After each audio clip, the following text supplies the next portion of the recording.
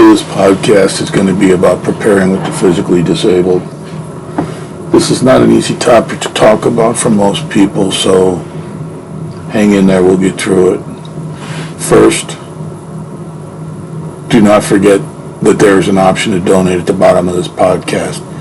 Give it a thumbs up, star on the refrigerator, or whatever the hell it is you do, you say you like it.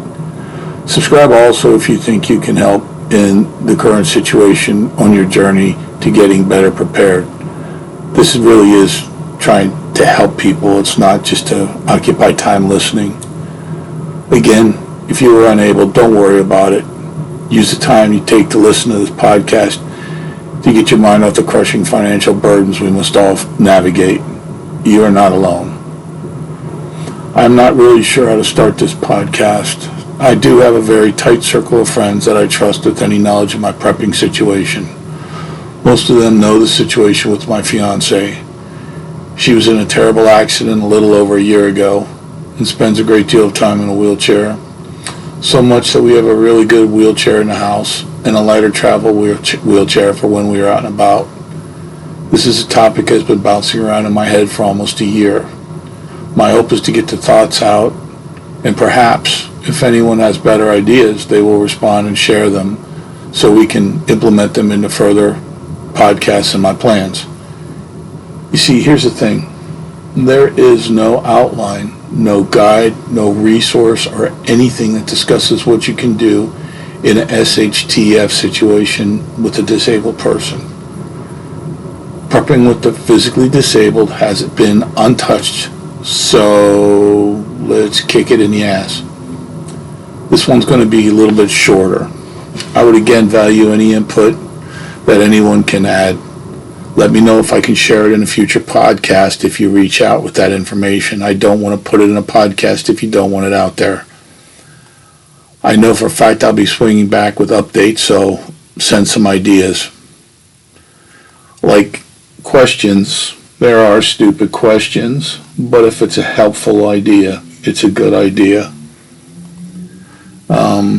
I just lost my place.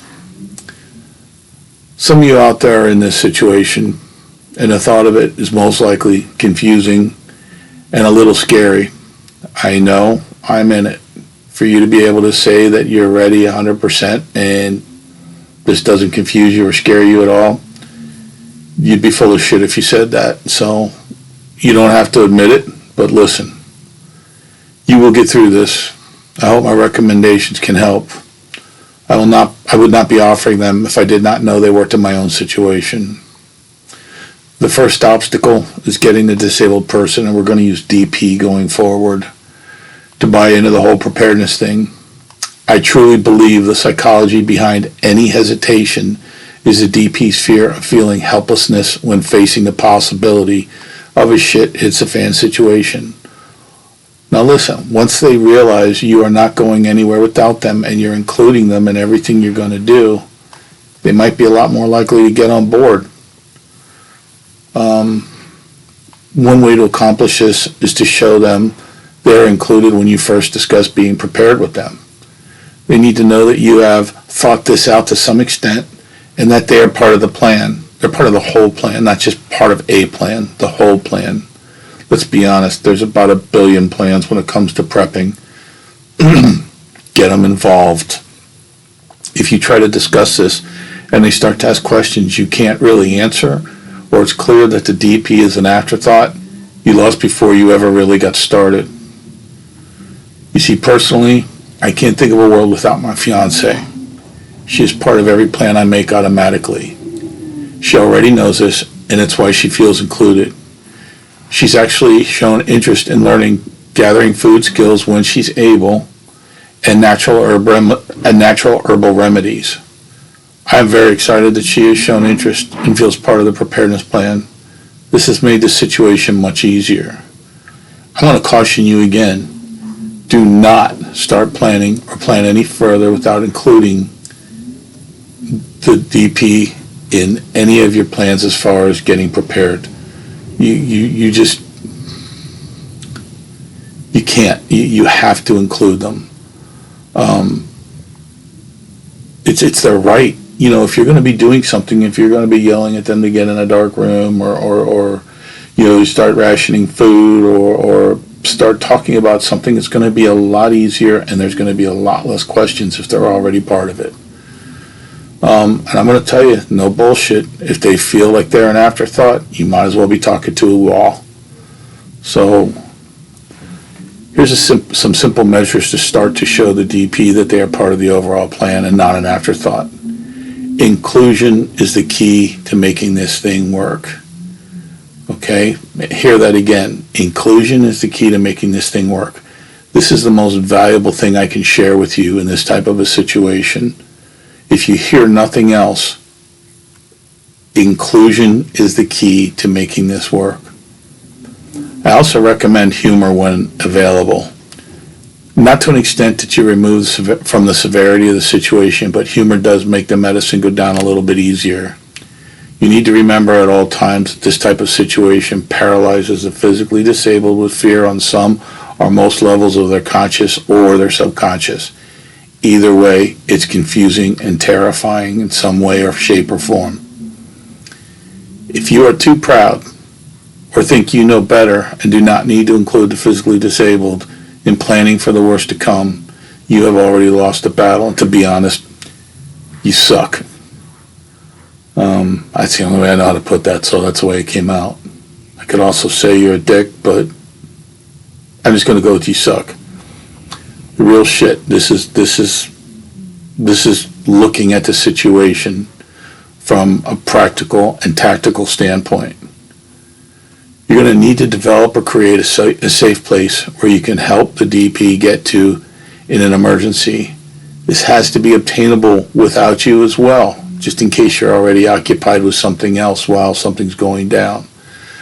The safe place must be accessible with a wheelchair, especially if you are unable to assist. You and the DP should practice getting to the safe place under various conditions, including total darkness in the event of a power outage, regardless of the cause. There should be an area in your safe place where the DP can access bottled water, flashlights, snacks, and possibly a weapon system if they are capable. This might sound stupid, but place everything within their reach. The open cabinets are usually the ones that are out of reach for them. Think before you act. Keep it in their reach. I like the idea, I haven't done it yet, but I like the idea of the large, not like Tupperware, but you get them at Walmart, the large tubs with the lids, putting stuff in those and labeling them. That's going to be the next thing we do. Right now I'm in a canned food purchasing rush. We were shockingly low on canned foods when I did inventory, so that's where the canned foods are going to go. That's where everything's going to go. Some of those tubs are really nice. The first thing that will make a huge impact is to set up furniture so that a direct route to the safe area can be traveled with a wheelchair in a crisis situation. You do not want to be navigating an obstacle course when the bullets are flying through the air, or power's out, or aliens are attacking, or, God help you, Jehovah's Witnesses are knocking at the door and you're trying to hide. You want their input on anything that involves them, specifically anything that involves the SHTF situation. There should be concerted effort to keep this path clean at all times, being the path to the safe area. That means not moving anything in front of it. That means not playing jokes on them and moving an ottoman into the path or something like that, and then turning out the lights and saying, go for it. Keep it clean. Keep the path clean. Now here's one that nobody wants to talk about, so I'll talk about it. The bathroom situation. How are you set up for them in an SHTF situation? Will a 5-gallon lid or a 5-gallon can with one of those special lids like a toilet seat be too difficult for them to use as a toilet? Listen, those things aren't that stable. If you don't go straight down on them, you're going to be blowing shit all over the place. So, and I mean that literally, blowing shit all over the place. Don't just ask them. Have them try it. If it won't work, find a frickin' solution with their involvement. It's going to take a little bit to get all parties to buy in on the 5-gallon toilet thing, but if the options are very limited and the toilet is not working, this might be the only option. find a way to stabilize it, find a way to, come up with a way to make it easier for them to get on it, to switch out and get on it. What I plan on doing is there's one of those, they make a thing that goes around the toilet, so it's easier for them to sit down when they have to use the bathroom. I plan on modifying one of those to work with the 5-gallon can.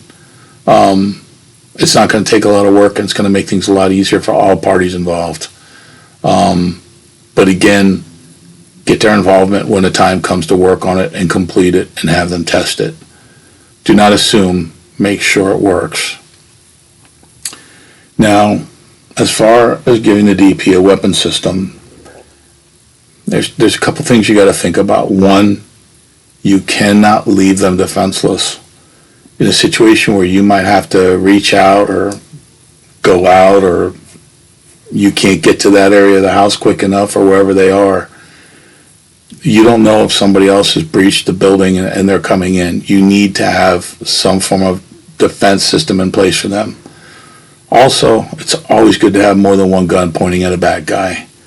So if they're capable, if they're good and proficient with the weapon, if they know how to make the weapon safe and they can shoot halfway decent, maybe you want to consider having a weapon system. They don't have to have it on them. They don't have to build a holster on the wheelchair, but have it in a safe place where they know where it is. Not out in plain sight, but have it in the safe place.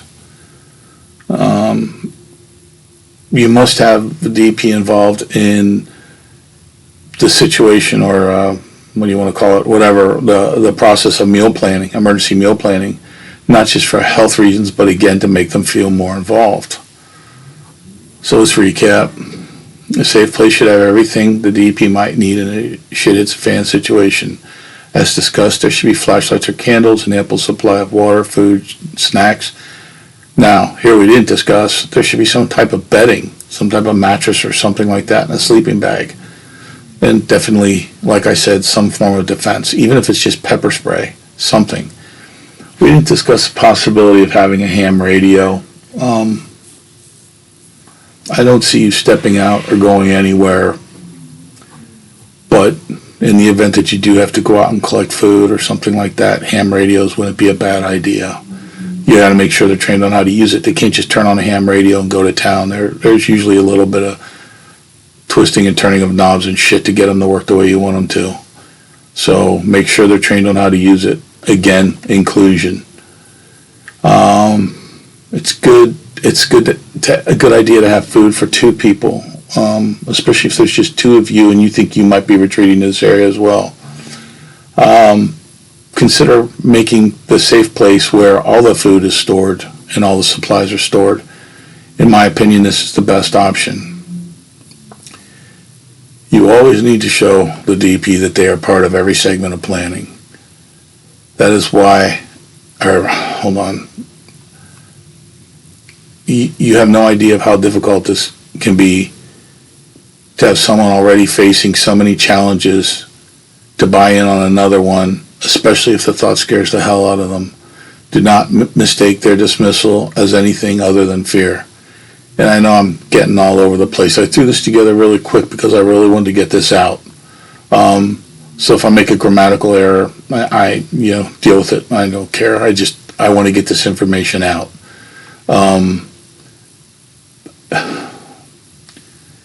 The reality of the situation, and this is how our situation would go down. It gets kind of crazy. In my situation, if this shit hit the fan for real, I know my fiancé will be telling me how to push the wheelchair, how to turn on the flashlights, how to load the weapons. She will be in charge, and I'll let her try to run the show as long as it applies to her and as long as it makes tactical sense. There is no reason not to. Inclusion. I am already sure she is trained in tactical procedures as much as possible. Now if the situation needs adjustments or she goes all hippie on me, I will step in. Yes, we have a unique situation. She is a full-blown hippie, and I'm a former Marine that lives in a tactical mental state 24 hours a day, 7 days a week. It does sound like an 80s sitcom. I heard it when I said it, but it's the reality of the situation, and I wouldn't change a thing. The reason I tell you this is we make it work. If we can, you can, even if you have a situation with a DP that is initially hesitant. Will it be easy? Hell no, it's not going to be easy. Not because they're not willing, but because you need to adjust a few things, slow down and evolve them as much as possible. I have opened my eyes and mind, and she has taught me a lot of things, a lot about patience, a lot about seeing both sides of the story, a lot of that hippie crap, but it's made me a better person. Do not ever think of a DP as a burden. They have a lot to add. I have personally found it easy to use an art of war tactic with my fiancé. She responds well. There's more of a worrier in her than she cares to admit. Art of war meaning, I find that if I talk when she is interested and back off when she loses interest, when it becomes overwhelming, she tends to hang in a fight much better. I don't overburden her with, tactical knowledge and things when she's not ready to listen or talk about it. When she is, we discuss it. This applies directly to Sun Tzu's tactic of attacking when the enemy retreats, retreat when the enemy attacks. This is solid advice. It works very well in this situation. Again, try to realize, even if it's only their subconsciousness, some part of a shit hits the fan situation is terrifying to them. It's your responsibility to make it a little less terrifying. This is accomplished with providing information, and here's the magic word, inclusion. If you are in a situation, you got to this point, and so did they. If you are not, but know someone who is, and they want to prepare, please share this with them, but use this information yourself. Whether your DP is dependent on a wheelchair, on crutches, whatever it is, if you got to this situation and you're ready to start preparing, use the information we provided. And if you have some to send over to me that can make my situation better or other situation better, I would really appreciate it. I told you this would be a short podcast. Please reply if you have ideas or improvements on what we are already doing. I'm not perfect. I could be missing something. You guys be safe. God bless. Talk to you soon.